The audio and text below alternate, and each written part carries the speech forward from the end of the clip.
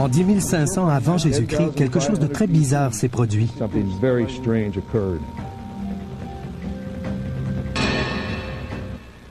Rien ne correspondait en 2500 avant Jésus-Christ, mais une correspondance existait en 10 000 avant Jésus-Christ. Vous comprenez?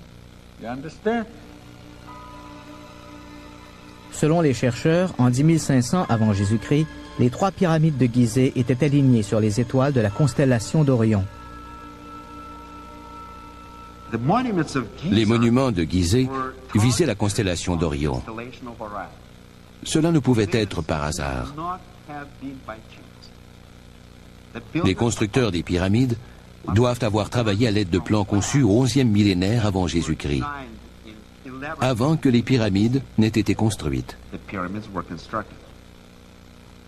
Une corrélation identique fut découverte lorsque les membres de l'équipe testèrent les objets. Nous avons commencé par effectuer un prélèvement d'échantillons radioactifs. Les résultats sur les reliques et la momie ont été négatifs. Un prélèvement microscopique d'échantillons de composition minérale ainsi qu'un bombardement magnétique de particules à neutrons ont indiqué qu'il s'agissait d'un mélange de métaux et de matériaux synthétiques d'origine inconnue. D'autres tests par la datation carbone 14 ainsi qu'un prélèvement d'échantillons radioactifs ont établi la date au-delà de 10 000 avant Jésus-Christ. Le quartier général explosa d'enthousiasme. La date du tombeau correspondait à la date du site de Gizeh. Les scientifiques conclurent qu'il devait exister un rapport entre la conception des pyramides en 10 500 avant Jésus-Christ et la momie trouvée dans le tombeau. Le KGB ordonna de plus amples tests. Des médiums effectuèrent des études paranormales sur le tombeau. On a produit une projection informatique de la momie, telle qu'elle reposait à l'origine dans le sarcophage. À partir du moment où les scientifiques ont déclaré pouvoir déterminer la physiologie de l'individu, la reconstitution de ses caractéristiques faciales a commencé. Grâce à la reconstitution par la médecine légale, on a pu reproduire le visage de l'humanoïde trouvé dans le tombeau.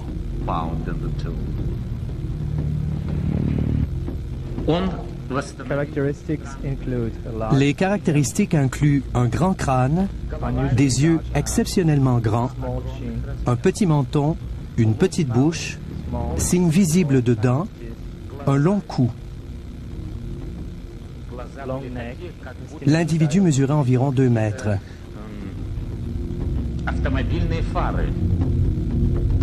Au fur et à mesure que le travail de médecine légale continuait, les chercheurs présents à Gizeh exploraient l'unité située entre les pyramides et la constellation d'Orion. Les scientifiques ont placé une carte céleste sur le plateau. Dans l'axe des pyramides se trouvaient les 3 étoiles qui constituent la ceinture d'Orion. Ils ont ensuite tracé le chemin suivi par les étoiles et ont pris les tangentes du Sphinx et des pyramides. C'était comme une carte au trésor. Les pyramides, les chemins des étoiles qui se croisaient. Un X marquait une étoile dans la constellation d'Orion, une étoile très semblable à notre Soleil.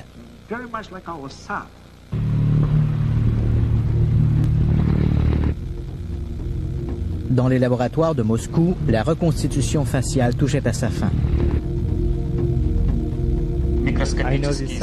Je sais que cela paraît incroyable. Je ne l'aurais pas cru moi-même si je ne m'y étais pas trouvé. Mais la reconstitution de la momie ne semblait pas être humaine.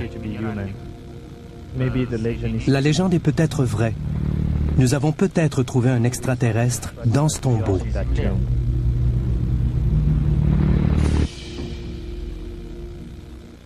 À venir.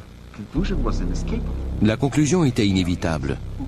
Les extraterrestres venus sur notre planète au 11e millénaire avant Jésus-Christ ont jeté les bases pour construire les pyramides des milliers d'années plus tard. Ils sont venus de la planète qui tournait autour d'une étoile dans la constellation d'Orion. Un secret absolu entourait les laboratoires et les bureaux du projet Isis. Mais beaucoup de ceux qui travaillaient sur le projet étaient des professeurs, des savants et des scientifiques, des gens qui ont l'habitude de discuter de leur travail. Des documents ultra secrets ont commencé à circuler et des rumeurs se sont propagées. On s'est mis à entendre parler de l'extraterrestre et du tombeau. un groupe de personnes a commencé à se rassembler. D'anciens employés du KGB, surtout des informaticiens et des techniciens. Ils croyaient que le tombeau était celui d'un extraterrestre, autrefois adoré comme étant le dieu Osiris. Que cet être avait apporté sur Terre la science et les mathématiques, et qu'il était à l'origine de la croissance de la civilisation. Ces gens se sont fait appeler les disciples. Ils ont tiré leur nom d'un passage obscur du livre égyptien des morts. Selon la croyance égyptienne, une famille de dieux est venue des étoiles en apportant au peuple du Nil la sagesse de l'univers. Un jour, les dieux sont retournés dans leur maison céleste, tous, sauf Osiris. Ce dieu a réuni un groupe de mortels et leur a enseigné de nombreuses connaissances, y compris la magie des nombres. Ils se sont fait appeler les disciples. Il était de leur devoir de protéger et de préserver la connaissance sacrée jusqu'à ce qu'Osiris revienne pour leur montrer le chemin vers l'immortalité.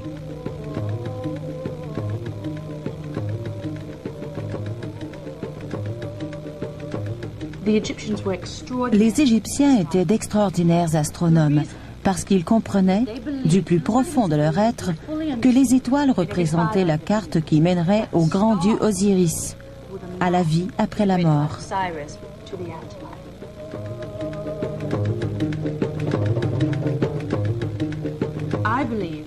Je crois que l'idée d'immortalité, de continuité, est un aspect fondamental de la nature humaine.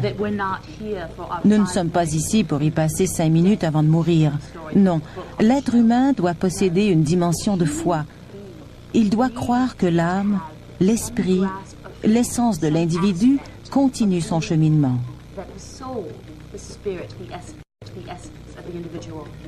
C'est la raison pour laquelle le christianisme, l'islam et le judaïsme existent.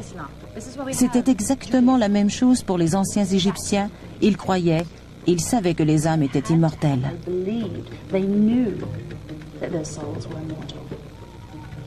Le Kremlin, inconscient de la brèche dans le système de sécurité et refusant de voir la valeur d'un squelette extraterrestre, aurait ordonné au KGB d'orienter tous ses efforts vers le but initial du projet ISIS.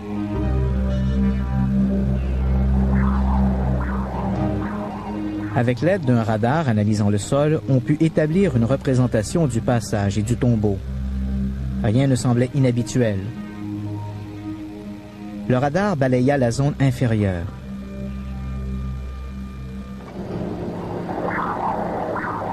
L'écran radar n'indiquait que des strates de roches. La mission était sur le point d'être interrompue quand le radar commença à faire apparaître une anomalie. Avec l'aide d'un radar analysant le sol, on put établir une représentation du passage et du tombeau. Rien ne semblait inhabituel. Le radar balaya la zone inférieure.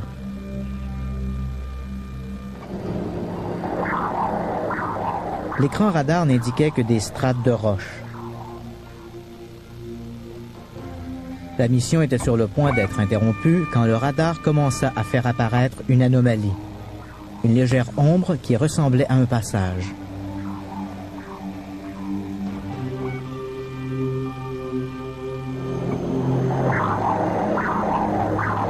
Juste sous le tombeau se trouvait une grande chambre sphérique.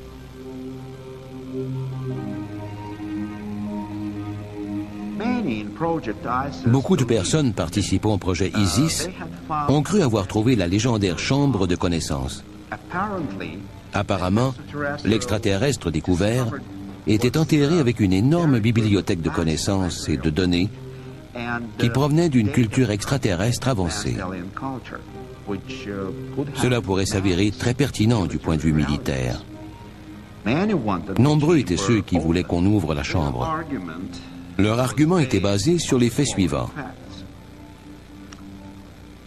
La mission en provenance d'Orion s'était posée à l'emplacement idéal pour construire les pyramides qui serviraient de balises de navigation pour la reconnaissance future de notre planète. Le premier rapport sur un ovni a été fait par le grand prêtre du pharaon Thutmose III, il y a environ 3400 ans.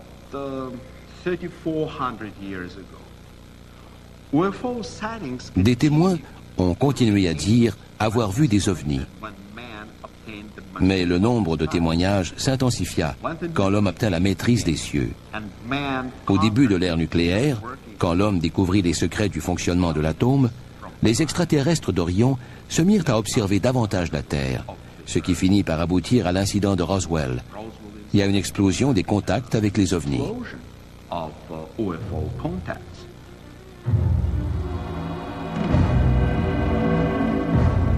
Au début des années 60, les rapports d'enlèvement ont commencé à se répandre.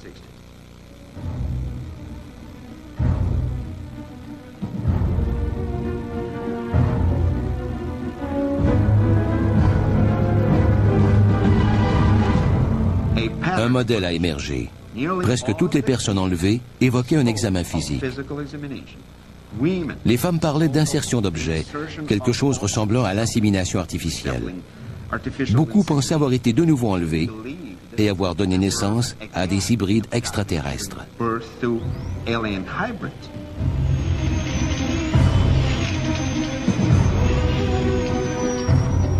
Durant la dernière décennie, les rapports de gens crédibles prétendant avoir été enlevés ont énormément augmenté. Beaucoup d'éléments de leur expérience se ressemblent. Les mêmes marques physiques sont laissées sur le corps des victimes. Beaucoup se souviennent de détails similaires à propos des vaisseaux spatiaux extraterrestres. Certains experts disent que la similitude des rapports constitue la preuve circonstancielle que les enlèvements extraterrestres sont réels. Le phénomène des enlèvements relève-t-il d'un programme de colonisation génétique commencé dans les temps anciens? Les extraterrestres sont-ils en train de se cloner en insérant leurs gènes dans l'ADN humain? Les Égyptiens croyaient que l'ADN venait du ciel et y retournerait un jour. Il se peut tout à fait qu'ils parlaient de puissants dieux venus sur Terre avec leur connaissance de l'ADN et avec leur propre ADN. Autrement dit, une partie de l'ADN dont les gens sont composés provient en réalité des étoiles. Dans sa quête d'une chambre secrète de connaissances, le KGB a-t-il découvert la terrible vérité qui se cache derrière les enlèvements extraterrestres?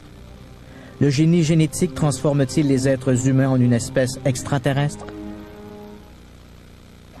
Croyant avoir trouvé la mythique chambre de connaissances, beaucoup exigeaient des fouilles immédiates, tandis que d'autres exprimaient leur inquiétude. Selon ces derniers, le tombeau pourrait être une sorte de cheval de Troie extraterrestre. Ouvrir la chambre sans faire de plus amples études pourrait mettre le monde en danger. Indécis quant aux décisions à prendre, le KGB n'a rien fait. Il a fait sceller le tombeau et effacer des dossiers toute trace de son emplacement. Le dossier ISIS a été officiellement clos en 1981, mais beaucoup de ceux qui étaient associés à ce projet n'ont plus jamais été les mêmes. On parla de changement de personnalité, d'adoption de nouvelles croyances religieuses, de disparition et même de suicide. C'était un physicien qui travaillait pour le gouvernement russe. Ils ont constitué un groupe. Je ne dirais pas un culte, mais c'était peut-être le cas. Une nuit, je suis revenu de l'école et la maison entière était en désordre. Il y avait des papiers sur le plancher. Ils discutaient des imminentes visites d'extraterrestres. Ils s'y préparaient. C'était effrayant, parce que quand j'étais petite, je croyais ce genre de choses.